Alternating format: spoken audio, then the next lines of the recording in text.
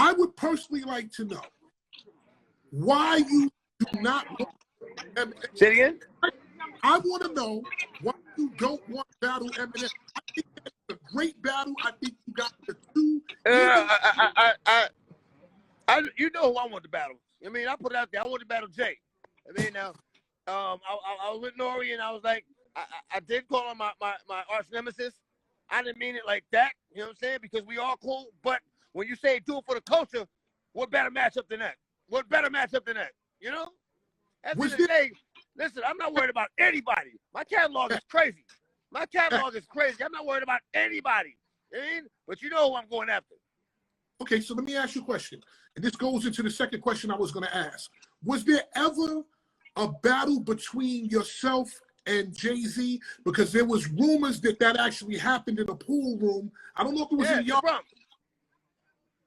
Yeah. Instead of asking me, ask him. I want to know the result. I'm here with you. I want to know. I mean, you heard about it, so you already know what the answer is. But instead of me answering that question, ask him. Ask him. Let's put it like this. He was with Original Flavor, and I was with Harlem Nights. You know what I'm saying? That was my man to them. Those was his man to them. And after the two men to them got their battle on, you know, we had our little situation. You know what I mean? Right. Put it like this. I ain't never lost a battle. I'm a battle rapper. I ain't never lost a battle. Ain't a motherfucker breathing ever say they wrap me up in a battle. Ever. Can't be serious. Listen, I personally... I started off battle. My first rap was a battle. What? Nigga, my first one. The first thing I wrote was a battle rhyme. Come on, son. I do this for a different reason. X, I think that if you battle Jay on Instagram Versus, it will literally break the internet. It will break the internet. Listen, I don't know what it's going to do. And I'm not really worried about what it's going to do. But I know people would love to see that. Well, I would love to see it. I know the fans would love to see that because we're at a time where, you know, we can't do shows. You know, we can't do appearances and all that. So, I mean, when you talk about doing for the culture, hey, what better situation to have? What better? I'm telling you, that'll be the one. Okay. You are on my top 50 and MC. Don't misunderstand. Like I have a tremendous amount of respect for him. You know what I mean? Right. Like that's why I'm like, all right, it had to be with him. You know what I mean? It has to be with him. You know what I mean? Because I do respect him. And yo, his lyrics is crazy. You know what I mean? Like Reasonable Doubt. Man, I knocked that in the whip. For the phone, yo, state your biz. You tend to dope. All right, there it is. Yo, I fuck with Jay. You know what I mean? Okay, so you got to look at it this way. You've got X Gonna Give It To You, Party Up, Get At Me, Dog. You got a million different records that you could go. He got a million different records that he could go.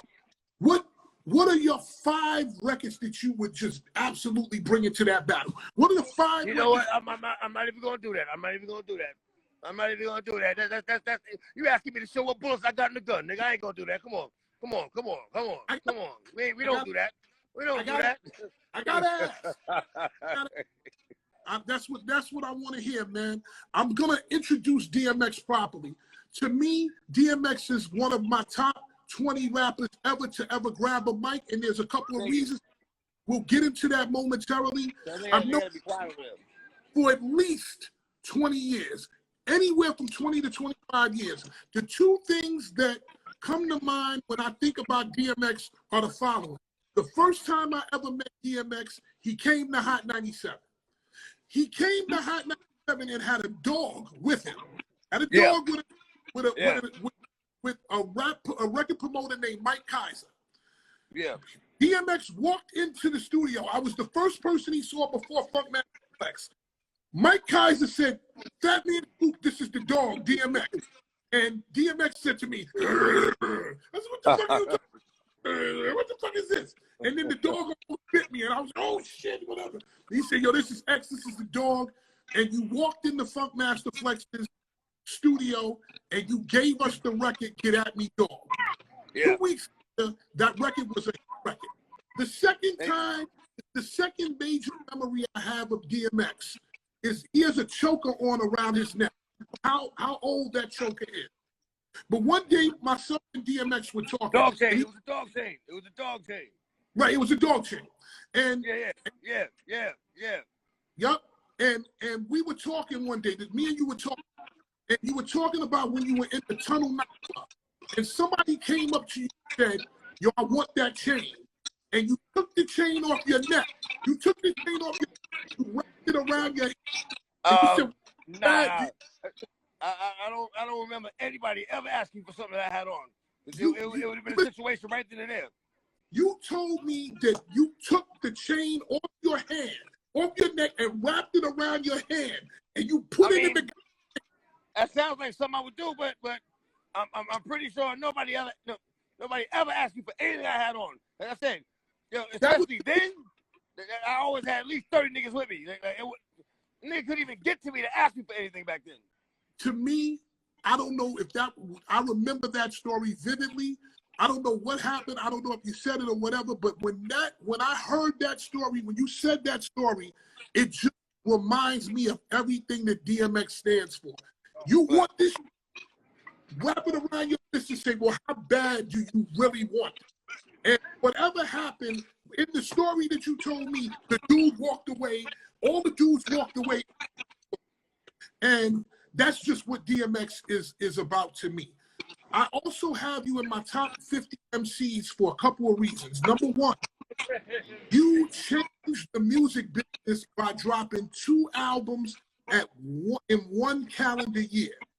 That was something that had not been done before. Right. Was that your idea to do, or did Def Jam come up with that? It was Def Jam's idea to drop the second album, because the first album was still doing big numbers. You know what I'm saying? And then Leo was like, yo, if you could, record another album in 30 days, I'll give you $1 million. And back then it was like, what? Like, nigga, I'm sitting on another album. It's nothing. And so I knocked it out. But see, the downside to that was that after I dropped that album, they sold the label. And, like I just felt like they sold me. Right. Because, Leor had told me, from his mouth, he said, like, yo, I inspired him to continue doing what he was doing, and then for him to tell me that, he lost his love for it, but then I inspired him to continue to do it, yo, that made me poke my chest out. You know what I mean? I was like, that's what's up. That's what's up. That's what's up. And then when they sold the label, I'm like, damn, like, but it wasn't anything to stop me from doing what I was already doing. You know what I mean? Put out that music, doing them numbers, because I love what I do. I love what I do. And that was just a part of that, Do you think that they pushed you to do the album as something that would make it more attractive for other labels to buy them?